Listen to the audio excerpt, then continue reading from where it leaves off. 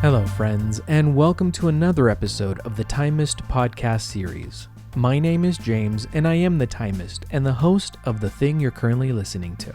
In this episode, I am joined by both Conor and Adam as we host the first ever trio podcast to date. After we talk about what we're wearing on our wrists, we waste no time and start to discuss the big watch event of the year, Watches and Wonders 2025. Specifically, what we're hoping to see during the show, what we are likely to see during the event, and what we are okay with not seeing, at least for a while. All this and so much more. So sit back, relax, grab a drink and a snack as we get started. Thank you, everyone, for joining us. It's my absolute pleasure to welcome back both Conor and Adam for a second go here. Conor, how are you this evening? Very well. Thank you. Thank you. Just a beautiful day in the city in that it is dark and it is cold, and I got rained on a bunch. So it's a Oh, very beautiful day in the city, and I'm super happy to be here. it's a typical March, isn't it? Yes, it is exactly like it is in March because it's March. Because it's March, exactly. That's Washington's Day for you. Thank you. And how about you, Adam? How are you this evening? Hey, I'm doing great. Your doorman wouldn't let me into the skyscraper today, so I'm just gonna have to do this remotely from home. And your helicopter just wouldn't come pick me up, so I'm sorry. No, everything's going really good here. It's also rainy on the other side of the state, but we're getting through it.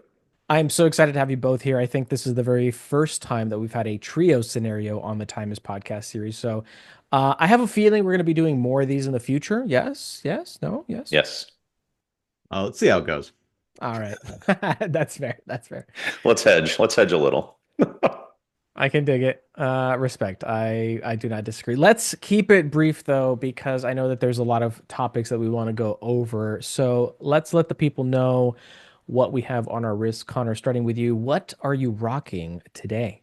Okay, I'm gonna have to put this like right in front of my face so it doesn't get blurred out by the background. But Hesalite Seamaster Professional. I don't know if I've talked about this on air, but kind of recently switched out the strap. This is a Boulang and Sons, like a canvas black mesh kind of military style. I mean, probably not actually military style, but like cool guy Rambo military style. And anyways, the point is change the strap out from the steel. I love it. I think I like it more than the steel strap. I really feel like now this watch, because it's Tesla, it's got some scratches, got some dings. I've had it for a minute. It feels like the tool watch it's supposed to be instead of the luxury watch that I bought when I had like steel bracelet and it has like polish and it has brushed and it's like kind of makes the watch bigger and obviously shinier as a big steel bracelet. And I enjoyed it like that, but I only am realizing now after owning it for several years that this is how this watch is meant to be for me. It's like runner's shoes. You've broken them in. It's broken in now. You've worn it. It feels the way you would imagine it to look. It's like I finally found its true identity. Dig it. Nice. Respect. Very nice. Very, very nice. Adam, how What? about you? Sorry, you had a Well, question. well, Yeah. yeah, I was just curious. What year did you say, or what year is that It's ish? it's not the current model, it's the 2015 Okay, or nice. 17, sorry.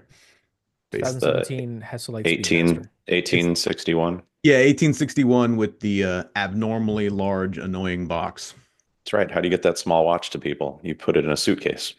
right?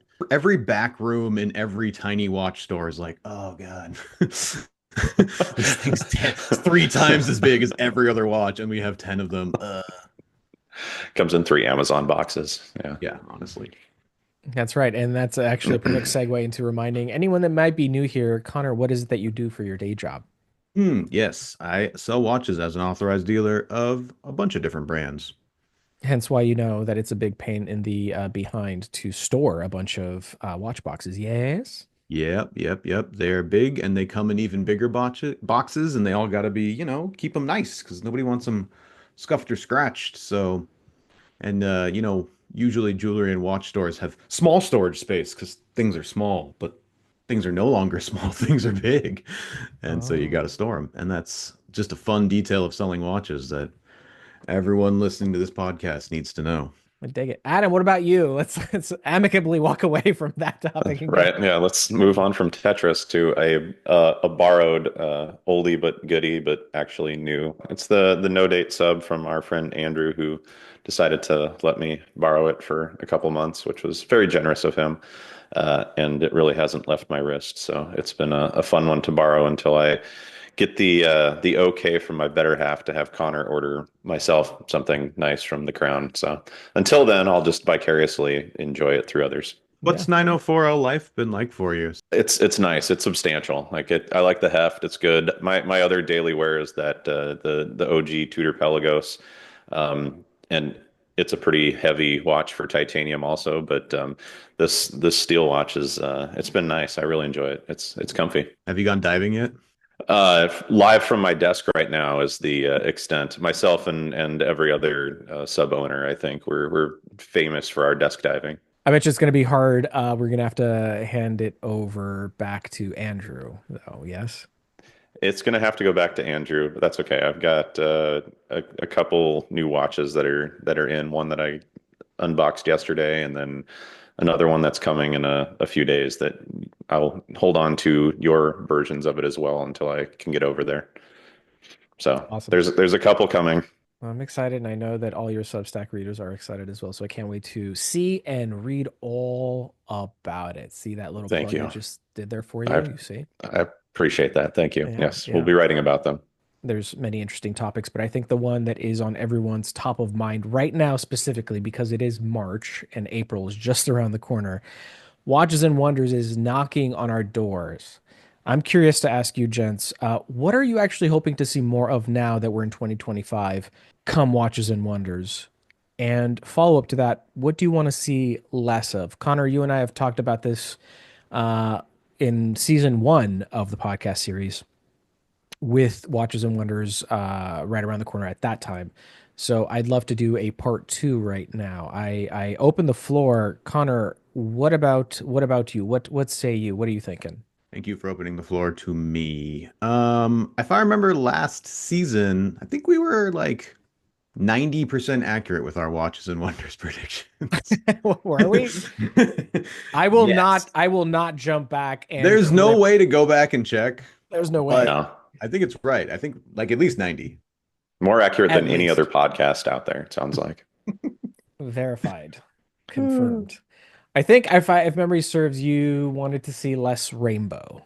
Yeah, that does sound like something I would say. Out of context, I don't agree with that statement. Less rainbow bezels, Yes, thank you for clarifying. less Rainbow rainbow bezels. sapphire bezels, please. Yes. We The did that. It was good. It's over with. Rainbow Daytona, Poster Child, Omega. They also had a rainbow version. Patek also had a rainbow version of their bezels. So it felt like you were a little bit oversaturated with the colorful gemstones. What's on your top of mind that you want to see more come 2025? Well, I think what I am expecting to see and what I'm hoping to see are kind of two different categories. Um, Expand. I think what I'm expecting to see is, and I think I might have even said this last year, but more celebrity and brand collaborations different from like a sponsorship, or you'll often see like a even like an A-list actor there like with their show part on, or doing the Cartier thing or Omega or whoever. And I'm more into like a collaboration, like so and so might have a watch or a brand, like we recently, I mean 3 months ago in January, just saw another Murakami and Louis Vuitton collaboration that generates a huge amount of buzz. It's kind of two people, but it's kind of two brands working together. And obviously, Swatch Group in its own world has had a lot of cross-brand collaborations. Those things don't super excite me personally, but in general, they bring a lot of people who aren't necessarily into the watch world or have never heard of Watches and Wonders to pay attention and be like, oh, what is this about Piaget and whoever, you know what I mean? Or whatever the collaboration would be. So I would expect to see more of those from all types of brands.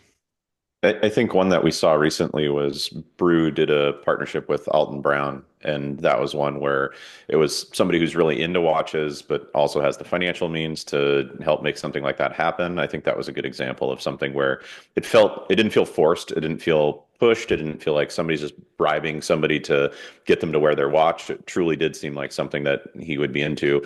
And the nice thing was that was an example of a watch that a lot of people could afford. It wasn't something that was a $25,000 limited edition, 25 of them. So I think you're right. That'll be something that I would hope that we see something like that where it's a little more authentic and genuine in the approach. Definitely when it's marketed and executed correctly, I mean, that can do crazy business. I mean, how many billion moon swatches were sold or, the buzz generated around, I think in our first podcast, that like Travis Scott collaboration, which was a very limited number of watches, but it got a lot of eyes on AP and, the kind of what can come from close relationships. What else? What else do you want to see in 2025 Watches and Wonders showcase? Well, there's a lot of brands, big brands that are having big anniversaries. Watch brands freaking love anniversaries. I don't know what it is about Switzerland or whatever, Japan as well, where it's like if you got an anniversary, oh, you're doing some stuff. You are bringing out whatever it is that you've been planning since your last anniversary to bring out to this one. So AP is 150. Audemars, happy 150th anniversary of existence. Breguet, 250. So Okay. jeez, do you? And then the one guy who always loves to show everybody up is, of course, Vacheron. Vacheron Constantin is turning 270 because The they had a crowd goes wild. 1755 founding. So I can only imagine there'll be all kinds of, well, I would assume special editions, maybe even, piece uniques and like all kinds of crazy stuff. I would assume especially the Brigades and the Vacherons. Well, really all those guys are capable of insane movements. So I wouldn't expect to see crazy, platinum tourbillon, perpetual double chronograph. I don't know, like moon phase, but it's also different moons on Mars. Like whatever complication that they can do and make it awesome, I would assume they're going to bring out for their, hardcore collectors and people who love the brand and want to honor what is obviously a insanely momentous occasion. I mean, Vacheron's 1755, like what? Yeah, the first one was delivered by the freaking East India Company or something. Like that's wild. That is crazy. So those are things that you expect to see. Now, what do you want to see? I'd love to see more options for steel Cartiers, Hmm. including dial colors, bracelets, sizes. Just seems like a huge area of growth, especially in that like $3,000 to $6,000 price range. And then on the maybe like Santos, like some more complications that aren't just chronographs. Like last year they came out with the travel time. That's been really cool, but it only has one configuration in regards to dial and leather straps. So more, like more options, just kind of across the board, especially in the, like I said, like steel price range. Like it's always cool. Like last year they made a lot of buzz with some really cool mono pusher chronographs that were in platinum that they made like 3,000 of. And it's like, cool. eh, what? Like it's always so frustrating as someone who is on the side of things where people are like, "Hey, can you help me get this watch?" And I'm like, "No, because they made 3,000 and that's nothing." Like I would love to, but you would need to have given me the money before the watch came out, which obviously doesn't make sense. Like it's really complicated when it's like big announcement but little production. People want to see the watches. How would you know if you want to buy it, regardless of the price range? If it's made of gold or steel, it's like, wow, that looks really cool online. Hmm. Go to I your think local person and they don't have it, and they're never going to have it. I think one of the issues for last year in particular was given the lead time that it takes to produce some of these watches. I think that there were a lot of people that were still riding the high of the pandemic era of everything going up and up and up. And I think you saw a lot of brands still coming out with their things that are the really high end and the limited production. And some brands, that's where they live. That's just what they nail on a regular basis, right? So I think it's fully plausible that you're going to start seeing more of that 3 to 9 grand watch that people will find entry to their first kind of pricey, quote unquote, pricey watch. I think you could see more of those being a thing for this Watches and Wonders. I think you're going to see that approachability is going to be something that the nimble companies are going to have to pivot to and jump to make sure that they keep seeing success as the economies worldwide are starting to slip a little bit more. And until that starts to really show recovery, I think they're going to have to make their money where they can. And some of these companies, I know making money when you're a multi-billion-dollar corporation is sort of laughable to talk about. But you can either have a few people that are buying the really high end, or you can start making stuff that's more approachable. Their assembly lines are limited at some point.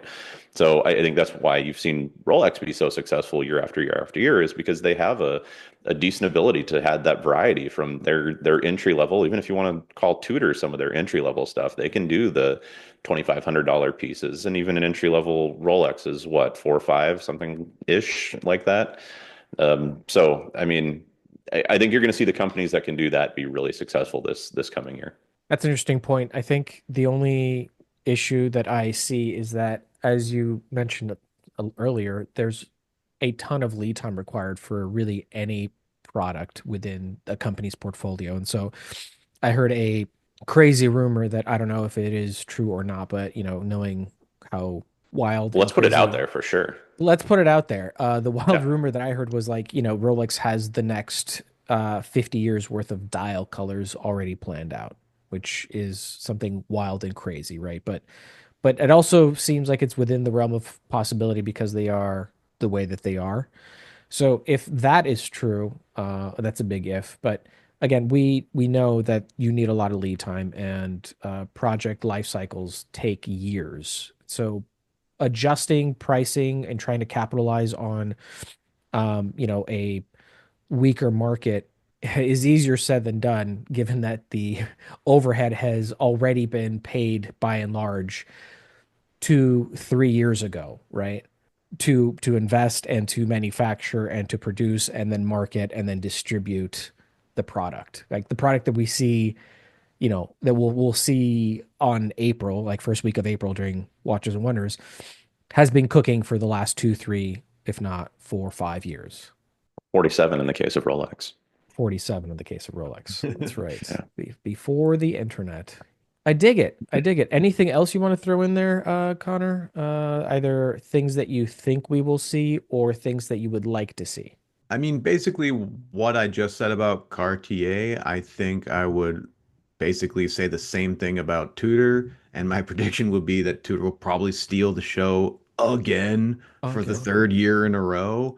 Mhm. And partially because of what I just said about Cartier, because they make those $3,000 to $5,000 steel watches that everybody wants to actually and potentially can own, right? Like, what was there? Some honey gold green dial Vacherons came out last year that were incredible, but I'm not buying a $50,000 gold watch, but I could maybe buy a $5,000 steel watch, especially if maybe there's a new dial color, or a new bracelet, or a new complication, or a variation of one of those things. Like, that's what I would think Tudor and Cartier will and can do, and will like steal the show in that way. And I also would say there'll probably be more Metas certs from Tudor in Dig it. current Count on production.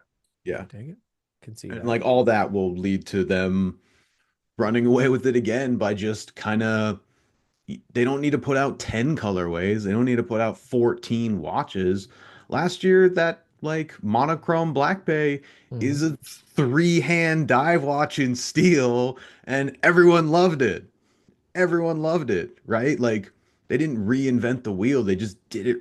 They just made a good damn wheel and put it out there, and people reacted in a way that makes a lot of sense. So, I mean, I have no idea what they're going to do, but if they follow this path of giving the people what they want and not trying to, come up with an entirely new concept for people to then understand and buy into. Should be great. Well, and then Tudor spent the rest of the year putting out awesome chronographs, and I mean they had a heck of a year just in general, and they were nimble enough, and the price points are amazing for people that are into watches. So yeah, there's no reason to think that Tudor's going to do anything but something amazing in the coming year. And because of their close relationship with Rolex, it's an easy mind jump to be like, oh, well, I like this Tudor. I'm going to go ahead and jump out and get this new Explorer 2 or this GMT Master 2 or whatever. I mean, there's a lot of cool options as you kind of go through their total catalog. Pink Dial Ranger, here we come. Here it comes. Makes total sense. Makes total sense. I don't understand why it hasn't been released already. Yeah, very strange. They've got the right pink, that's for sure. Nice pink. It's very pleasant. A nice pink. Yeah, it is. Adam, same question. Where do you see Watches and Wonders 2025 taking us? Or I should say, what do you want to see being announced? Yeah, I think what I want to see is going to be. I can probably get in the weeds more on some of the specific watches that I think will come out, and I like Conor's take on some of the bigger picture things. I hope those happen. I think it's Watches and Wonders is a place where we see $300,000 skeletonized Grand Seikos that are amazing to look at. But for me, it was definitely that Tudor basically replacing their Submariner with the monochrome. I think that was, if they're not going to use the name Submariner anymore, that was a really cool way for them to, pay tribute to the heritage there. I think you're going to see, speaking of history, I think this is the history, the anniversary for the Coke. So I think you're going to probably finally see a Coke bezel come back out. Although you could probably guess that every year at this point, and if you're wrong, you're wrong, but you can keep hoping for it. I think that's possible. I'd really like to see a flat navy blue Pelagos 39. I think that's something that would be fun to see. Whether or not it actually comes out, whatever, but I think that would be cool. The Pelagos 39 alone has been such a big hit. Why not? And again, Tudor is one of those groups that they like to give the people what they want and what they ask for, and it seems to come to fruition. I think you're also likely to see Tudor do a refresh on the 58. I think it's probably about time for them to look at that. And since they spent so much of this year on doing chronographs, it would surprise me for them to keep that going forward and pivot to something else a little different. So I hope for all those things. I think those would be great things to see, but I fully expect to see the high end continue as well. I think one other thing that I'd like to see, I really like the brands that are paying serious homage to their cool 1950s and 1960s pieces. I think we're going to see that eventually I mean, we've seen it a little bit in some of the pre-shows, the little bit of teasing that Universal Genève has been doing. And I think the guys that the brands that can do that well are going to be the ones that continue to have success, because there's frankly, our generation that's really been looking at our dad's watches or our grandfather's watches and really liking that era. And so I think there's a part of us that wants to have the new tech in the old school look. So I would expect that trend to continue. Very interesting. Good point. Yeah, Universal Genève. Great callback. And yeah, they've been making all the right moves. They've been taking their time, and everything that I've seen and heard from George Kearns and UG as a whole has been really keeping true to what they've been preaching this whole time, where they know that they have a great historical backlog of timepieces and they want to do it right. They want to do it justice. And to your point, Adam, yeah, that might be the way forwards in a successful future for brands, is to maybe take less wild experimental swings and really listen to the community, and then lean into what they know works from their past. Because we can argue as a collective, or at least my perspective is, watchmaking and watches are an old tradition, old hobby, old craft. Avant-garde stuff is cool and fascinating, like the Ulysse Nardin Freak, for instance, right? But it's not unlike video games, where like, oh, the latest graphics, it looks incredible.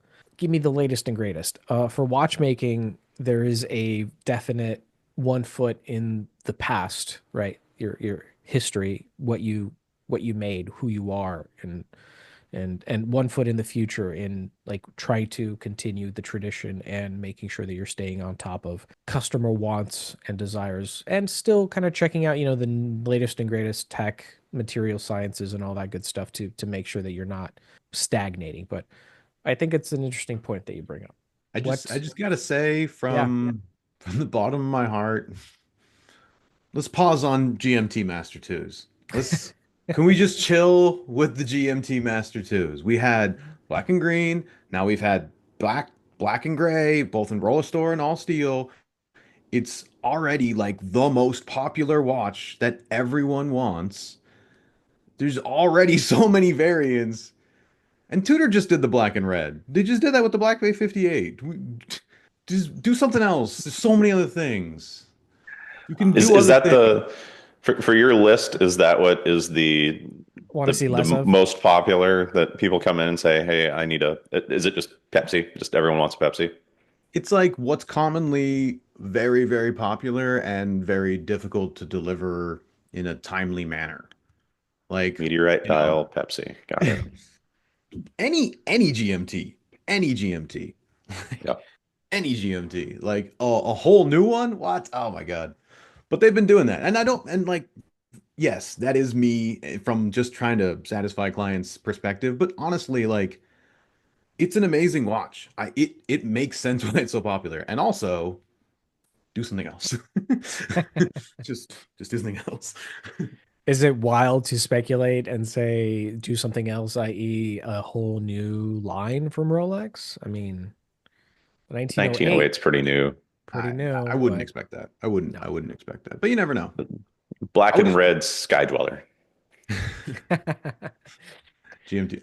I would expect more dials from Rolex. They took away a lot of Datejust dials, all those motif dials and palm dials and things like that. So I could see a reintroduction of some new dials, or not a reintroduction, sorry, just new dials. Like they Yeah. love doing random Datejust dials for a small period of years that are fun and different and are out of the box and kind of mark certain models of like a certain era. You see your watch and you're like, oh, that's from like 2006 to 2009 or whatever, because just, everything about that styling and everything, as opposed to like a black dial date just, and you're like, well, that could be brand new or 40 years old, and it's pretty difficult to tell without, certain Yeah. features being examined. So Just I would expect some. part of the magic and the allure, right? It's Maybe they'll make an even bigger gold dive watch.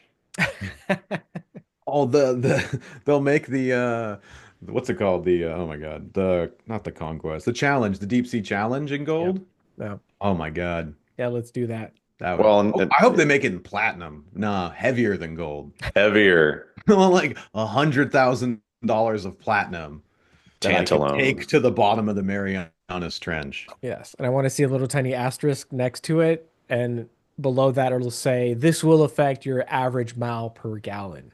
If you wear this watch when you drive, like this will significantly yield you better, worse mileage.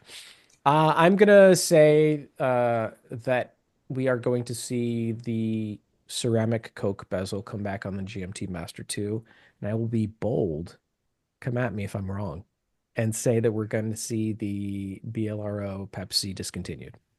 But They say that every year.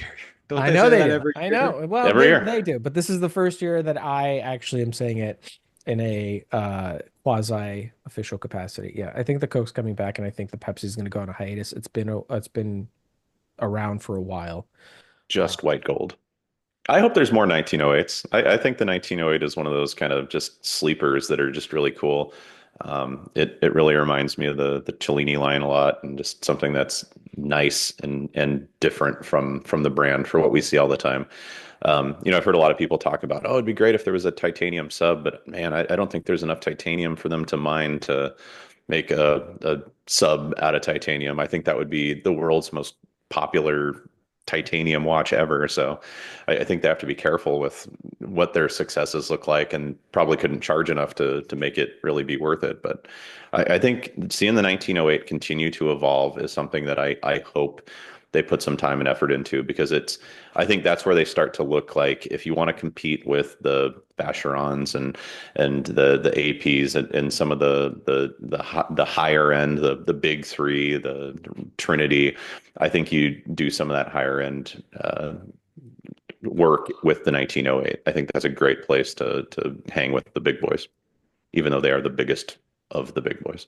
You mean like a high complication kind of 1908, like a I think that'd be cool. tourbillon or calendar of some sort?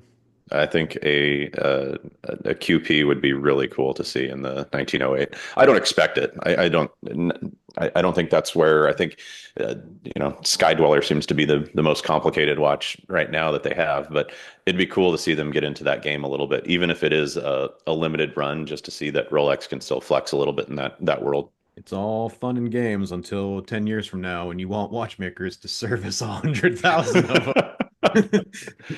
And I think that's where the market comes into play, right? There's not enough watchmakers in general, so it's a lot easier to make something that's got a basic three-hander and throw in a date or day date, and that makes a lot more sense for longevity. And now, if you're going to be the ones that are also doing all the replacement and doing your own refurb, then yeah, it's going to be really hard to keep the industry going at a complicated level unless you're really small. Good point. I don't think it's going to go into that direction because that does take a lot of money and a lot of research. And I'm sure that something is cooking for the future. I'm sure of it. But I think and I don't say easy, but the smart choice would be to just offer different colors and different materials. And, Rolex has invested a crap ton of money into the manufacturing process of titanium. And I wouldn't be surprised if we see a new titanium timepiece introduced in April during Watches and Wonders. We got the heavy duty diver, right? That was the first one, the 50 mil. Last year we got the Yachtmaster 42 titanium. That was the second year. Third year, I think we'll see another titanium model being introduced within a existing lineup. There's just too much writing and there's too much money and too much research and development to not do that. So I see like a one per year rollout going forwards, but that's my personal speculation. Also, I'm highly biased because I love titanium. It's a big secret. I know no one really knows that about you, but yes, you do. Back to Adam. What do you not want to see? What are you tired of seeing? What are you like, you know what? This again. What do I not want to see? I think for me, I like the boring watches. I like the blacks, the grays, the white watches. I like seeing stuff that's a little more, a gold piece. So for me, I'm hoping there's a little less of the really loud, bright colors that just, I mean, I get there's a market for it, but they wouldn't be for me personally in the market right now. But I'm also at a different point in my watch collection journey than other people who are just like, I need something that's just shakes me and makes me a little bit different. I mean, like Conor's watch is just about the perfect watch out there. I mean, it's black and white and it's just incredible, but it's also a boring colorway watch. But it's legible. It's a classic for a reason. So I think that you'll see less of the, hey, let's do the bright pink, the purple, the rainbow. I think you'll see a little bit more of the more subdued. At least that's my hope that they get back. I mean, White Speedmaster. I mean, probably one of the best-selling watches they had this year, and just a great looking watch. So that's where my mind is right now. Okay, I dig it. Now I've been talking a lot and I've been asking all the questions. Conor, I want to offer the floor to you. Any topics you want to surface for the group? Well, actually, I mean, I'm happy to do that, but I am curious, James, what you are tired of seeing or would not like to see. Mostly because I rage against your endless positivity. So I want to hear you say something just even remotely, gearing towards the negative. You can still compliment it a bunch as you say bad things about it. And I'm sorry, did you say rage against my endless positivity? Is that a line you just said? Paraphrasing. There's no way for us to go back and check, so I have no idea. We don't have the technology. We don't know. You should consider recording these. Yeah. Oh my Potentially. gosh, that's brilliant. I might look into that. We'll see. Uh, what I wish to see less of. What do you eye roll at? What do you see continuously that just it's not for you and you don't like it and you're curious why the industry does it, besides obviously for a business aspect? What grinds your gears? What grinds those gears? You know what grinds my gear? No. I so I like asking the questions. I don't like having other people ask me the questions, these types of questions, just because I'm pretty easygoing. I like all the things. I don't have very strong opinions, negative strong opinions. But am I dancing around this long enough? Am I Not how dancing you around? grow the brand, James. That's not how you No, grow the brand. You put an opinion out there. We're I switching. don't. I'm no longer bad cop. You're bad cop. Let's All go. right. I like this. I think I'm not at the point in my collecting career or my watch journey where I have acquired the taste of MBNF. I think they are horological machines. They're very, very impressive in what they do. Um, Math, engineering, creative problem solving, all that good stuff. But I uh I Wow, hot don't take. understand. Yeah, I so when I see, you Wow. know, the new one that comes out, which there will inevitably be one, I think I go, yeah, cool. How much is that? And then I inevitably compare that price to all the watches that I love to have in my collection and go, one, I don't visually that doesn't appeal to me. And two, I could have a massive watch collection of watches that I actually love. So again, it's that's the beauty of it. So I go back to being positive. That's the beauty about watch collecting and having so many watch brands and so many different colorways and SKUs and dials and colors and materials and all that good stuff is that there's a watch for every wrist. You wanted a hot take, there you go. You got it. You happy now? So, I'm overjoyed, honestly. That was great. so Don't edit that out. do you feel the same way about the Mad One? I mean, you're talking about the same watchmaker who then makes something that's price wise much more approachable, intentionally more approachable. Yeah, partially. I mean, it is a much easier pill to swallow, and I can see myself potentially getting a mad one after I've acquired the next three or four watches that I really want. That's fair. As like a jumping board potentially in that arena. And again, this version of me, 2025 version of James is not interested in an MBNF for multiple reasons. I do appreciate and respect the engineering and the watchmaking involved, but the cost to level of attraction, that delta is just too big. And I would feel more comfortable potentially dipping my toes with a Mad one, but not anywhere close to anytime soon because there's just so many watches that I actually love and want to have. I don't know how much is the Mad one? Is it between three Three and or five? four. Three, Yeah, four? Again, MBNF, incredible engineering, incredible watchmaking.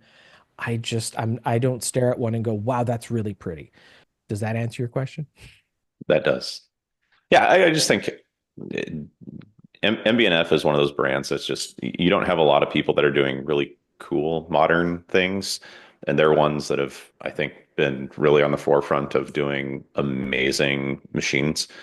Um, one that I'm not enthused by, and I'm sure there's a lot of others that are agreeing would be Jacob and Co. I think the fact that they can do micro watches, but a boxing match on a watch just really isn't for me. And like you said, there's watches for everybody, but those are the epitome of hype watches, in my opinion, and aren't what anywhere near what someone like Max Booster does when he puts out new watches. I think that's in crazy complications that Max works on that I completely respect. And I'm not somebody who can. I couldn't assemble a three-hand watch if I had to. Don't get me wrong. It's not like I'm taking watchmaking classes or anything on the side like some people I know. But yeah. But I just think when it comes to what do I respect in the watchmaking, especially the really complicated stuff, Max Booster's really high up on that list of people who are doing really cool things for my opinion, the right reasons, trying to really advance the profession and the watch world. Totally, and I'm with you 100%. I agree.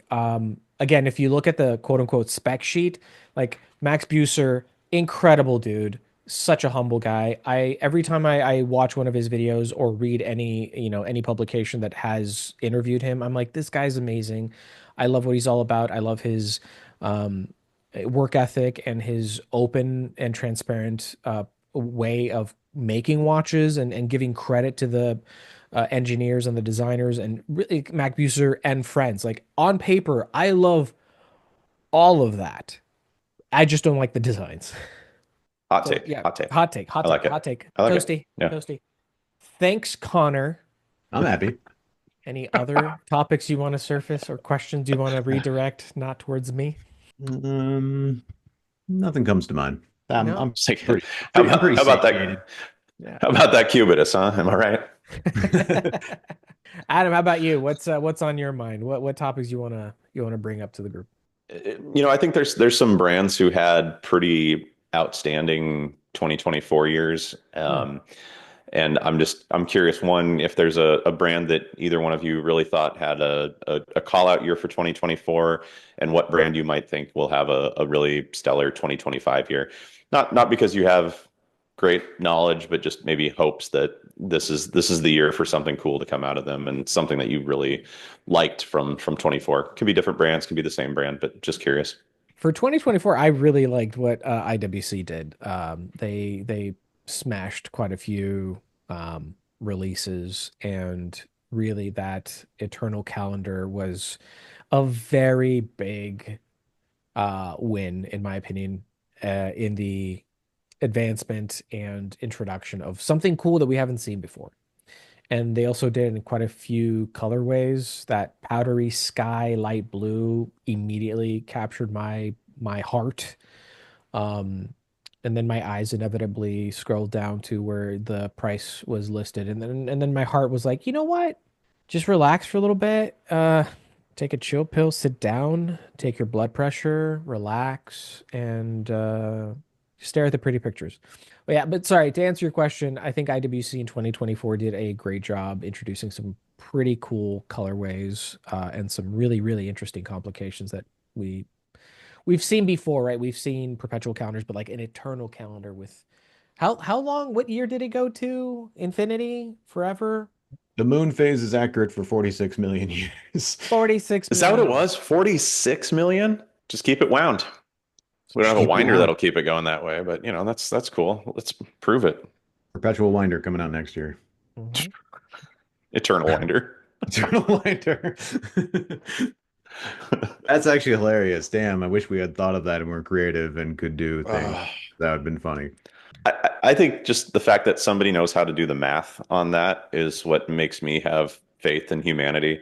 That somebody was able to extrapolate that if we have it turn at this speed with this many cranks, that's going to be 46 million years of accuracy. That blows my mind that someone can do that.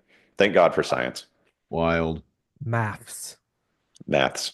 I think the brand I'd like to shout out is a brand that I feel like I've seen like this sounds demeaning or like rude to say like most improved, but I really mean like the stuff that they've been doing, that what they've been producing, I feel like gives me a lot of more optimism than I've had for this brand in a very long time, and that's Tech Heuer.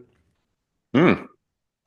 Like the new Aqua Racers with these wave dials and Kosk movements, like in and around 4 grand, I think are killer. I like them visually. I like them in terms of accuracy and movement and fit and feel and like everything. There's GMT variants. The regular uh dive watch has, like a nice date function and everything, and they're just really good and really well priced. In regards to the Carreras, there's been some awesome special editions like the Skipper, as well as all those glass boxes, which are super cool. And like they come in really nice sizes, 39s and 42s, cool colors, but not 100 colors. Like I'm just all kinds of cool stuff, right? Like, and people love Tag Heuer products, and they have awesome history, and they haven't, I felt, really captured a more when I say younger audience, I don't mean like people in their 20s so much as people who are younger to watches, where they're like, oh yeah, Tag Heuer, my uncle had one. You know, I look at them and I go, I'd rather have a Tudor, right? Or I'd rather have a Longines or whatever for a competitive price, or Christopher Ward, or what have you, right? And fair. But I feel like these kind of watches, both existing and Tag Heuer being a like physically attainable brand, it's expensive, but I mean like it's literally in a lot of places. If you go to a place that sells watches, they're probably going to have Tag Heuer. It's sold in a lot of places. You can get them on cruise ships and Yep. stuff. And I don't mean that again in a demeaning way. I mean like more people are going to be driven to a better product, and they're because going it's to so own that accessible. better. Yeah, yeah, Yeah. and they're going to own a better product, which benefits everybody. You know what I mean? Like it's just it's good news across the board. I like some of their more expensive stuff. I think that's really cool as well. They make like steel tourbillons, which are, you know, still very expensive watches. They're around $20,000, but there's not a lot of options outside of Chinese-made tourbillon that you'll never fix to repair, you know, like a Seagull tourbillon or whatever, or like an IWC platinum tourbillon, which is $90,000, or like Breitling makes them in gold and stuff like that, which is awesome, but you know, it's priced so high that you know it's not really attainable. So, anyways, across the board, I'm really been pleased with what Tag Heuer is producing, and it gives me confidence to sell their product and enjoy their product. Well, and now they're going to be replacing Rolex as the sponsor for Formula One, which is another way for them to have a huge world stage to continue the success that they had this year. I agree. I think the glass box, the skipper were amazing examples. They photograph really nicely. They look amazing. The size is just about perfect. Yeah, well chosen. I think Plus, for me, um, I think Moser had an amazing year. I think there were just some of the watches that they put out that were just, again, I think their sizes were in that 38 millimeter. They do a lot of that sort of cushion case look, and they got a lot of notoriety this year. So I don't have a whole lot to go in the weeds with them, other than they put out several watches this year as well, including some really cool partnerships, and I think that they just really had a pretty stellar year. Not something that's in my price point necessarily, not something that I see a lot in the area that I live, but just really a cool brand who I think is probably going to continue their success going into next year as well. because we've been talking a lot about, what we'd like to see. I'm curious. We're done with Q1. We're basically first 3 months of 2025 have come and gone. What plans do you have for your own personal collections? Starting with you, Connor. Like, do you see anything on the horizon? I mean, we kicked off season two with you announcing an update with your Oyster Perpetual in green. Very beautiful. Congratulations once again. Well done. But yeah, I'm curious, and I'm sure our viewers and our listeners are interested in knowing, do you have any plans for your personal collection for the rest of the year? You know, I actually don't. I'm kind of like I'm looking at really two different watches that I'm strongly considering, but I have no plans to spend that money anytime soon. But I definitely am like looking at these two.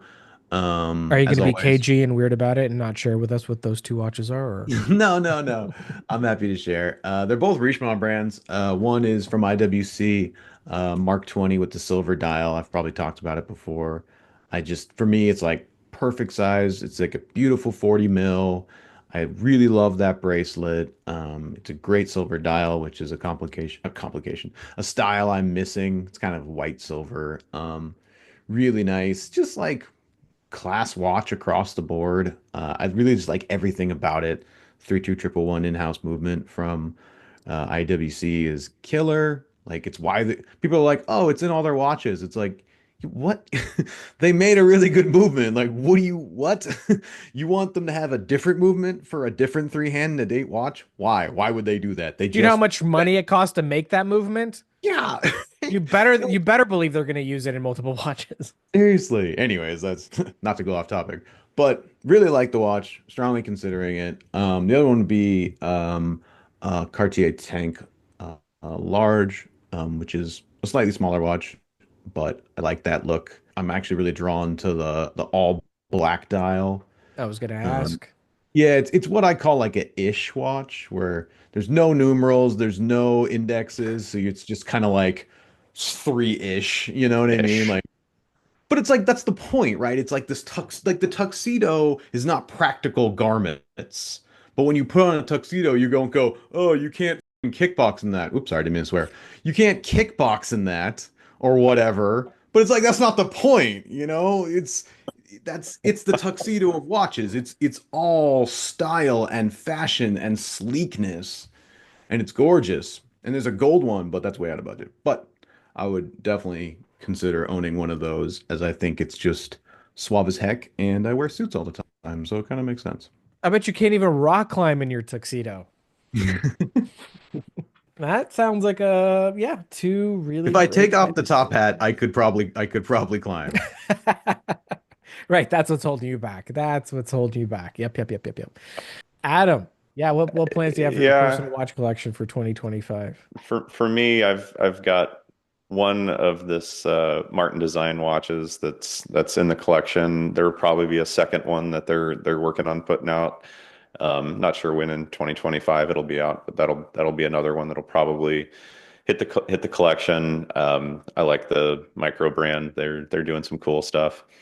I also have a if again, this is all assuming I can convince somebody else in my family that I'm okay to spend money.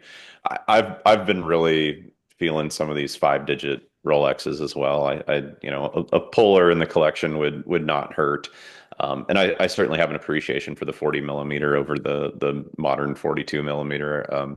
Nothing against the size. I just think for me personally, the 40 wears really nicely. So if wishing makes it so, a 5-digit puller would be a fun little ad. But I also like the Santos a lot too, and it's something that I feel like just has lasting power. You know, one of those timeless watches that you could certainly wear with a tux. You can wear it. I wear suits a lot for work too, so I like that flexibility that Connor was talking about, where you can dress it up and be able to pull it off in something a little nicer. So, I like to be able to wear it with a suit for work as well. Those of us that work in those types of professions where we have to dress in different attire. Yeah.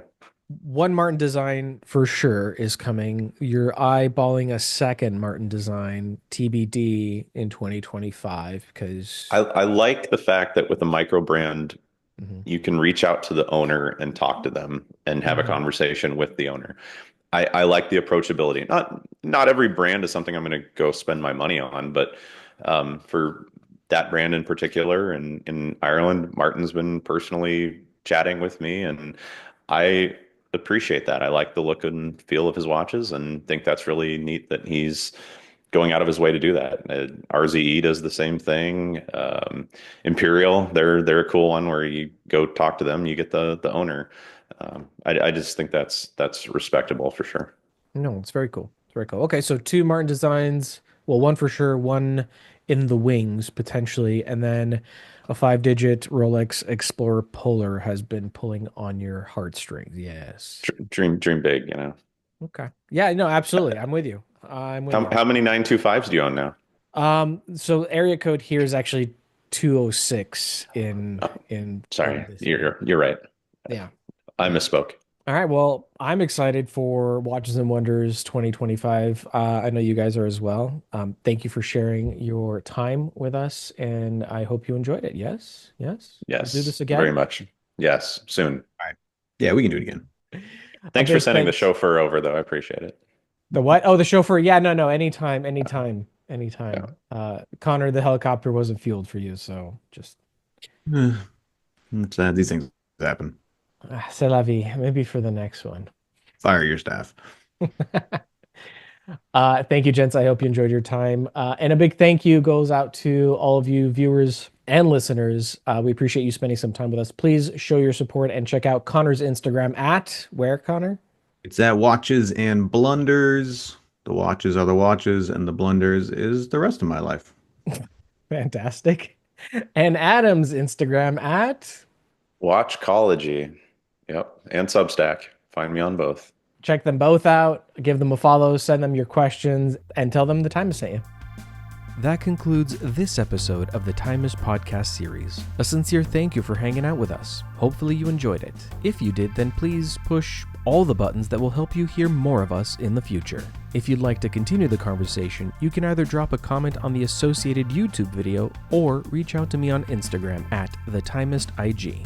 Thanks for listening. I'm The Timist. Be well, and I'll catch you in the next one.